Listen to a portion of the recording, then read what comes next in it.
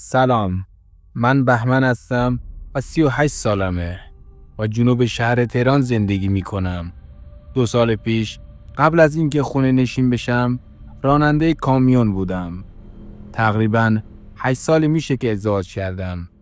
بعد از ازدواجم درآمدم خیلی خوب بود و تونستم یه خونه بخرم. همه چیز خیلی خوب پیش میرفت. خانومم اصالتاً اهل اردبیل بود و یه خواهر داشت که از خودش 4 سال بزرگتره. اونم متأهله و 3 تا کوچه پایین تر از ما زندگی میکنه. اما وضع مالی خوبی ندارن و خانومم همیشه میگه که اونا حسودن. اگه چیزی خریدیم و یا پیشرفتی کردیم به اونا نگیم. خلاصه دیمای 1401 بود که یه بار بهم خورده بود به مقصد کرمان. شب قبلش چون مهمونی بودم نتونستم صبح زود بلند بشم و حرکت کنم. ساعت 10 صبح بود که از خونه زدم بیرون. خانمم طبق معمول پشت سرم آب ریخت و من بار رو زدم به سمت کرمان و راه افتادم. 12 ساعتی تو راه بودم. تقریباً ساعت 12 شب بود که یزد رو رد کرده بودم و نرسیده به رفسنجان تو جاده مهریز که یه جاده بیابونیه داشتم به راهم ادامه میدادم که دیدم یک پیرزن تنها وایساده. تعجب کردم که اون ساعت توی اون جاده تاریک چیکار میکنه. زدم کنار و نگه داشتم. پیاده شدم و رفتم کنارش. گفتم سلام مادر، اینجا توی این جاده این موقع شب چیکار میکنین؟ تک و تنها. با یه صدای آرومی میگفت داشتم میرفتم خونه. گفتم هوا هم سرده هم تاریک. سوار بشید میرسونمتون. رفتم سریع در رو براش باز کردم. بعدش خواستم برم سمتش و کمکش کنم که بیاد سوار بشه که دیدم نیست. یهو برگشتم و دیدم پشت سرم وایساده. خیلی عجیب بود. ماشین رو یکم جلوتر پارک کرده بودم و پیرزنی به اون سن نمیتونست اینقدر سریع راه بره. راستش یکم ترسیدم. خواستم دستش رو بگیرم و کمکش کنم که سوار بشه، نذاشت و بدون اینکه حرفی بزنه خودش به راحتی سوار شد. در رو بستم و اومدم برم سوارشم که چشمم به زمین افتاد و دیدم رد پای پیرزن روی زمین نیفتاده. اون شب یکم برف باریده بود. خیلی توجه نکردم بهش و سوار شدم و راه افتادم. تو راه بهش گفتم نگفتی مادر این موقع شب اینجا چیکار میکنی؟ گفت امشب مهمون دارم. منتظر مهمونم بودم. نفهمیدم منظورش چیه. گفتم خونت نزدیکه؟ گفت آره، مستقیم برو خودم بهت میگم. تقریباً 20 دقیقه رفتم و رسیدم به یه فرعی. گفت بپیچ تو این جاده خاکی و جاده رو تا انتها برو. جاده خاکی رو رفتم و تقریباً بعد از نیم ساعت به یه روستای قدیمی رسیدم. روستای خیلی کوچیکی بود و کلاً 10-15 تا خونه بیشتر نداشت که خیلی از خونه ها ظاهراً متروکه و خراب شده بود. بهم گفت امشب همینجا بمون و مهمون من باش. منم از اون جایی که خیلی خسته بودم از خدا خواسته قبول کردم. یه خونه خیلی قدیمی بود که در چوبی و دیوارهای کاهگلی داشت. در خونه نیمه باز بود. وقتی وارد حیاط شدیم چند تا سگ شروع کردن به پارس کردن. انگار سگ‌های ولگرد بودن که اومده بودن داخل حیاط. من یه چوب از رو زمین برداشتم و سگ‌ها رو از خونه بیرون کردم و در رو هم بستم. خونه پیرزن این شکلی بود که هم کفش طویله بود و طبقه دومش خونه بود که از حیاط پله میخورد و میرفت به سمت بام. خونه خیلی قدیمی بود.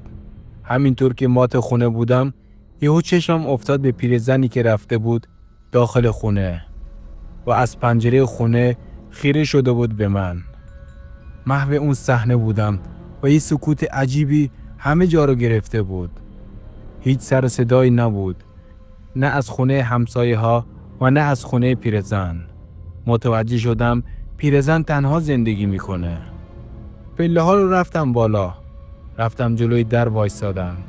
در رو زدم و یالا کنان وارد شدم. رفتم داخل و دیدم پیرزن تو تاریکی نشسته و تنها نوری که داخل خونش بود نور چراغ نفتی قدیمی خونه بود. یه نگاه به زمین انداختم که یه فرش خیلی کهنه و پاره پوره بود. پیرزن گوشه اتاق با یه چهره خیلی جدی نشسته بود. هیچی نمیگفت و به من خیره شده بود. وقتی این وضعیت رو دیدم پشیمون شدم که دعوتش رو قبول کردم و با خودم گفتم میموندم تو ماشین به نفعم بود. اما برای اینکه دلش نشکنه گفتم یکم بمونم و بعدش به بهونه اینکه دیر شده برم. برای همین دستمال یزدیم رو از جیبم در آوردم. پهن کردم رو زمین و نشستم. چون زمین به شدت خاکی بود. به محض اینکه نشستم و سرم را آوردم بالا دیدم پیرزن بالای سرم وایساده. تا میخواستم حرف بزنم دیدم پیرزن یه چیزی ریخت روی سرم. بدنم سنگین شد و بیهوش شدم. وقتی به هوش اومدم دیدم یه چیز سیاه و بزرگ جلوم وایساده با یه چهره خیلی وحشتناک. یه چهره شبیه به حیوان بود. چشمای قرمز و موهای بلند. با یه صدای خیلی کلفت و گوشخراش. یهو یه ضربه خیلی محکم به بازوم زد. اینقدر دردش زیاد بود که من دوباره از هوش رفتم. نیمه هوشیار بودم که دیدم 2 نفر بالای سرم وایسادن و صدام میزنن. چشام رو که باز کردم دیدم مامورای راهبرن. به شدت سردم بود و نمیدونستم چند ساعت تو اون سرما تو اون خونه مونده بودم. یکیشون گفت اینجا چی کار میکنی عمو؟ بعد ماجرا رو براشون تعریف کردم. اونام با تعجب گفتن خیلی سال این روستا متروک است و کسی اینجا زندگی نمیکنه. من از ترس ضربان قلبم به شدت بالا رفته بود.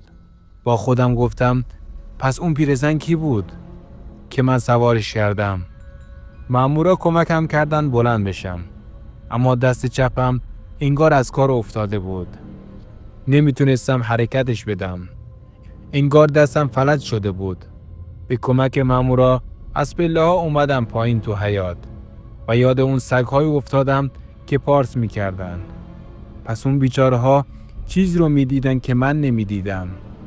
با کمک مامورا از اونجا رفتم و بعدش با کمک داداشم برگشتم تهران. حسابی مریض شده بودم و از سایه خودم هم میترسیدم. دیگه خواب و خوراکم نداشتم. حتی یه ثانیه هم نمیتونستم تنها بمونم. از یه طرف هم دستم دیگه حس نداشت و فلج شده بود.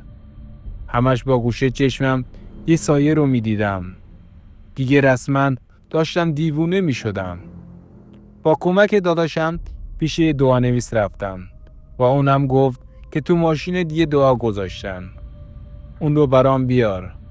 بعد از کلی گشتن دعا رو پیدا کردم. بعدش رفتم سراغ دوربین ها و دیدم با جناغم تو حیاط تعمیرگاه دعا رو قایمکی پنهان کرد و خیلی سریع رفت. باورم نمیشد. فکر نمی کردم حسادت بتونه آدما رو اینقدر پست کنه. خلاصه دعا رو بردم پیش دعانویس و منم بعد از 40 روز بهتر شده بودم. اما دستم خوب نشد. از اون موقع تا حالا با اونا قطع رابطه کردیم و باهاشون رفت و آمد نداریم. منم که اینجوری از نون خوردن افتادم و خونه نشین شدم.